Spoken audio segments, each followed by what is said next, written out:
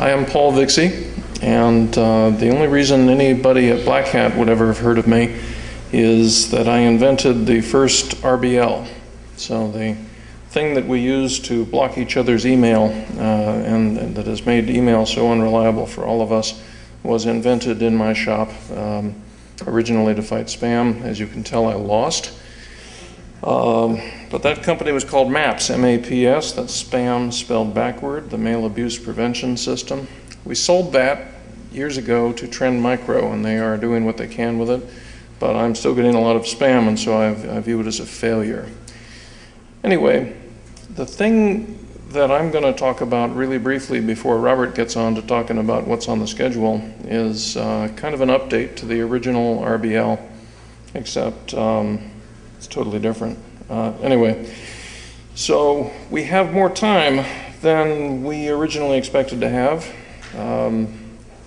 That does not mean that I'm going to drone on loquaciously and waste everybody's time. If we can get out of here, then we should. I'm sure there are more fun things to do than to listen to the sound of my voice.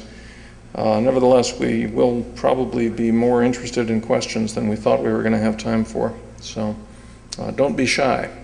And please don't be bored. So, very briefly, and then as I said, we're going to let Robert talk about what we're actually here to talk about. My company, Internet Systems Consortium, you can think of them as the bind people, because the bind software comes from us, is about to release some patches to bind that are going to allow us to start blocking domain resolution on a subscription basis. Actually, we won't block anything, but people who run bind will be able to subscribe to a reputation feed.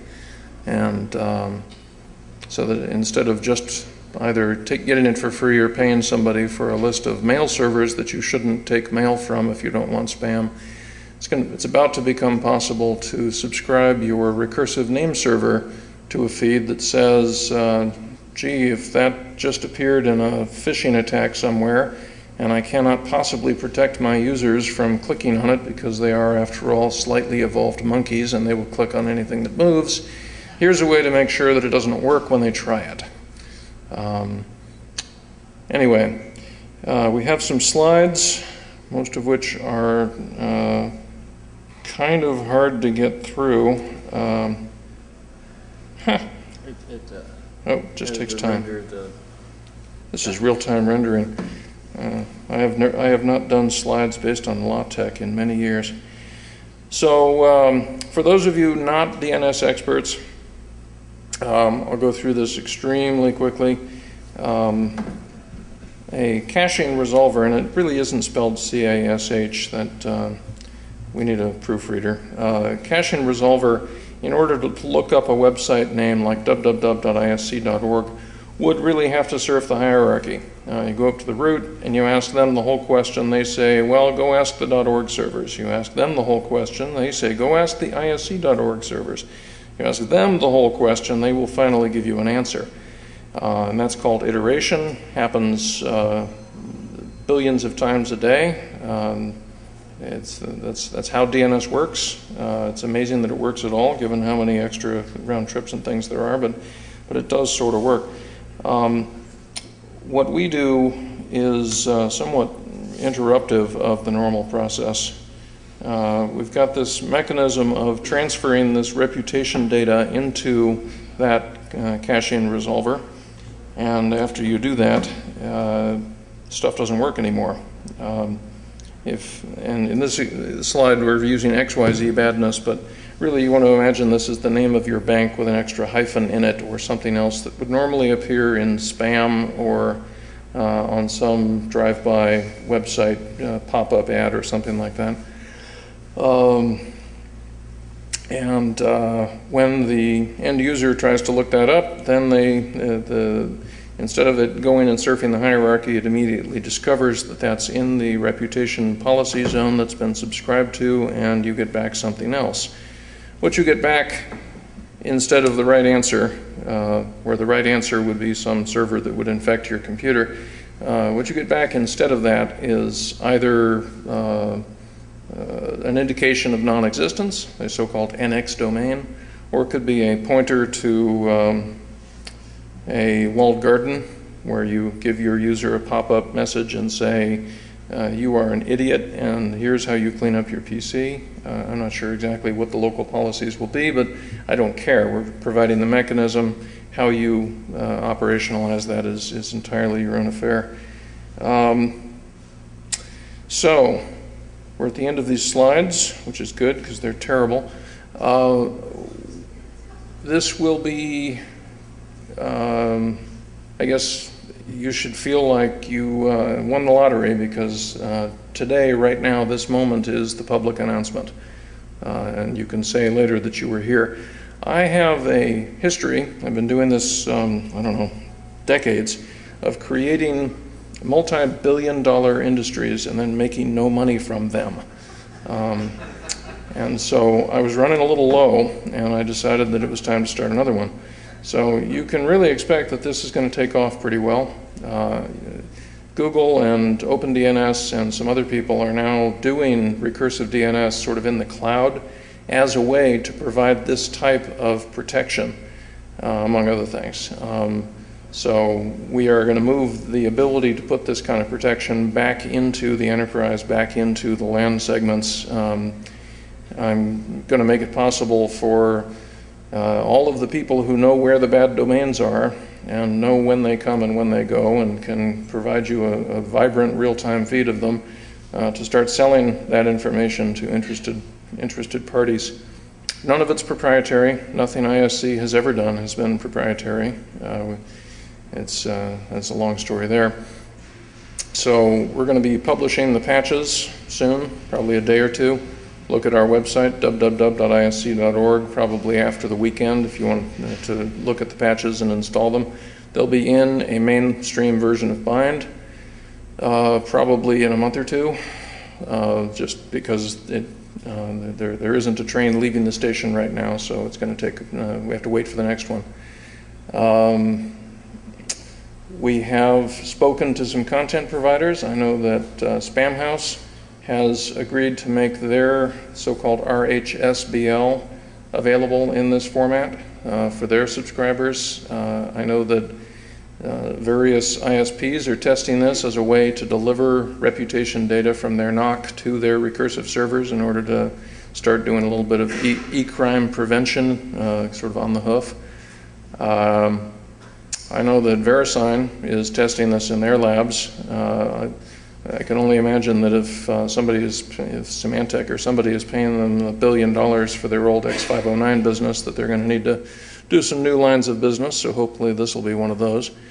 We're talking to a number of other reputation providers. I don't have permission to give you the other names of people I'm talking about, but the value proposition has been well received, is what I'm trying to describe.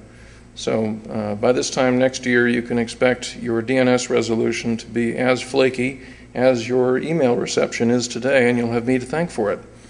So I wanted to preempt Robert's talk about Cassandra and passive DNS by sort of using this microphone to make the first announcement. I would have time for a demo if Robert has time at the end of his, just to show anybody who's interested, but based on how empty this room is, I'm not sure how much interest there's going to be there.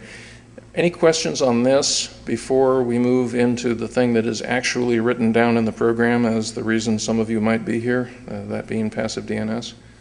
Please ask me a question. It's hard speaking to a mostly empty room. Somebody raise your hand. There you go. Louder? How does it affect load time? It goes from something small to infinity. So load time for, let's say, a web page for a browser that is behind one of the recursive name servers that's going to subscribe to this protocol or to this policy zone doesn't really change. The important metric for a name server is how many queries per second it can answer. And there's usually a couple of different ways to measure that, like if my answer is already in cache, then how fast can you answer? Versus if the answer isn't in cache and you have to go surfing around the internet looking for it and getting punted from the root to org, to ISC org, and so forth, as in that slide. So cache hit performance is one metric, cache miss performance is another metric. We have not been able to measure a difference in queries per second on cache misses. In other words, the network time is what dominates that particular performance benchmark. How long does it take you to get to other people's name servers to get the data you didn't have in cache? We have been able to measure a small difference in performance on the cache hit time. So, for example, if you have a name server that's doing, if you stress test it and it's doing 50,000 cache hits per second now, it might lose as much as 2% as a result of having a policy zone loaded that's got 1 million names in it, where 1 million is hopefully going to be a large number. In the back? No, you. Yeah. So you're implementing a blacklist in the reputation, is that right? The question is, are we implementing a blacklist in the recursive name server? And the answer is yes. So the follow-up is, have you looked at the lifespan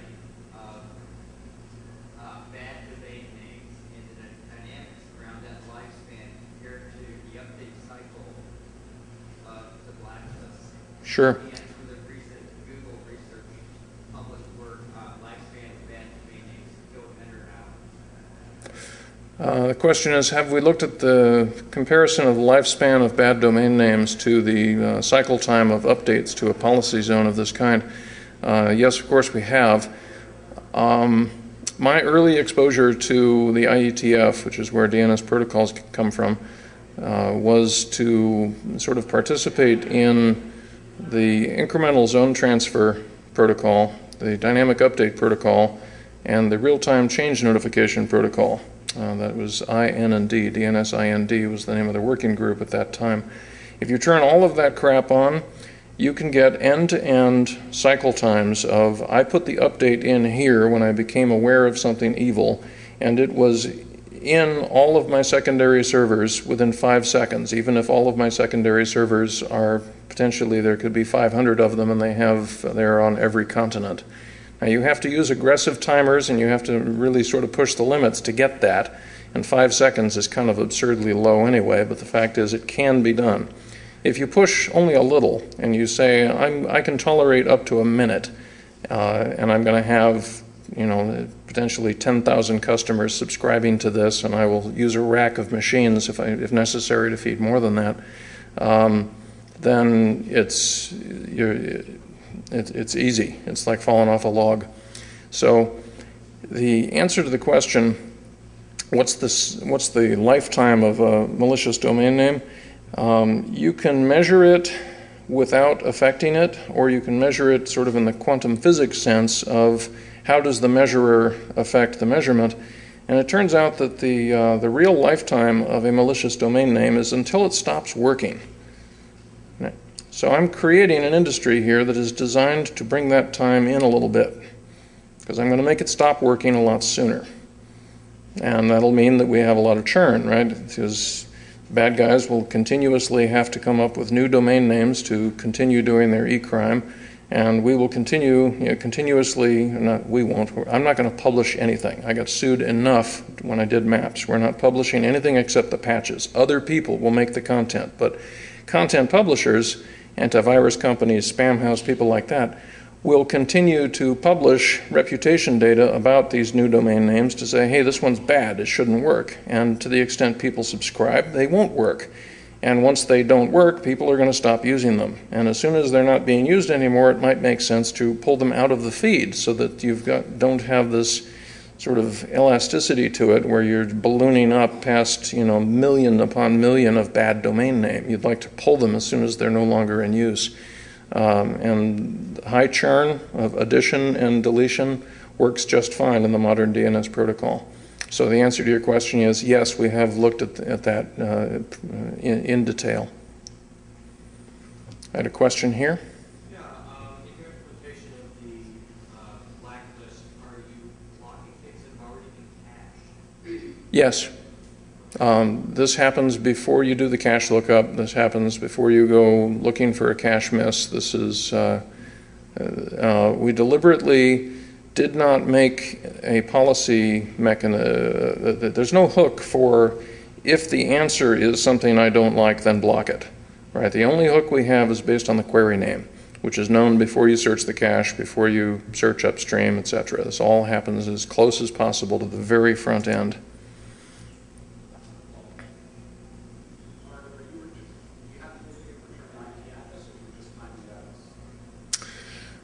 Again, the policy is up to the content publisher. We have got data patterns that allow somebody to express a policy that says, make it disappear.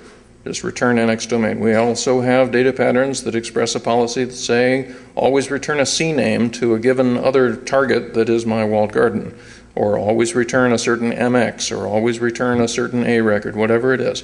And so having a lot of experience in expressing policy via DNS, I tried to make it able to express every policy that I thought anybody might want to subscribe to or provide. As to exactly what that is, that'll be up to Spamhaus and the other people who want to provide content of this kind. Did you have an idea from the content providers right now, like what the cost of a subscription might be for, is it going to be cheap thing or expensive? Do you have any idea? I think that the question is, do I have any idea of what people are likely to charge for subscriptions to this kind of thing? It'll be like anything, it'll be whatever the market will bear. That tends to be a high number for a multinational telecom provider and a low number for a small office, home office, or mom and pop or whatever. At least that's what we did with Maps, and that's what Trend Micro is still doing with Maps after we sold it to them. And I think that's what Spamhaus's pricing philosophy is also. If you price it so high that nobody subscribes, then you didn't do yourself any good. So I think you'll find that there will be premium providers and non-premium providers. There's going to be a lot of people who just say, hey, this is a great way to volunteer, and I'm going to create a free list, and then they'll get sued out of existence, and then they'll end up pointing themselves to dev null and so on. So there'll be a whole spectrum of price in this field. Is it possible to subscribe to multiple feeds? Yes. The answer, the question is, can you subscribe to multiple feeds? Obviously, each one you subscribe to is going to take RAM. We will not be making queries over the wide area network to get this policy. The only way you can subscribe will be by zone transfer. And that means you'll have it in RAM, because that's where it needs to be for us to maintain the queries per second metric that I talked about earlier. So the more you subscribe to, then the more time you're going to spend processing zone transfers and storing that stuff in RAM. Fortunately, RAM got real cheap in recent years. So yes, it's up to you. Whatever complexity you want to pay for, just put them they're processed in left to right order from the config file. Right here. Is there any current implementation on client-side machines to do something similar to this? Current implementation on the client side that does something like this. I know that some DNS appliances have functionality that is like this. I have heard, although I don't know, and as a shareholder, I wouldn't be able to tell you anything I actually did know, but since I don't know, I'll tell you what I've heard, which is that Nominum sells a name server that has functionality like this. I know that OpenDNS claims that they have some malicious domain control, and they'll block. He was talking about the stub client. Block certain names. I'll answer that question in a minute. But the answer is there's no standard. So the important thing that we are doing is not just publishing the patches, but publishing a thing that looks a lot like an RFC that describes what a policy zone like this should look like, in order to then hold everybody to the same standard and say, look, if there's content available, it's in that format. And if you have a name server that is capable of acting this way, it understands that format. So we're trying to make it so that there is a market of data provision and consumption. And so it's the common format that is maybe more important than our implementation in bind. But it only requires changes to the recursive name server. So if you're running bind, it's easy, just install my patches. If you're not running bind, you would have the difficulty of either converting to bind or trying to get your existing vendor to support this. But within a year, either you or somebody else will have beaten every vendor into supporting this. So I'm trying to describe a future where this is now inevitable because our stuff is free. Thank you for your questions. I feel less lonely now. I'm going to return control of the laptop to Robert, who will tell you what we actually came here to tell you. I'll be around the rest of the day and tomorrow over at DEF CON if anybody else wants to chat about this. And also, my email address is widely known, so if you want to talk to me about this later, then feel free. It's vixie@isc.org. Thank you.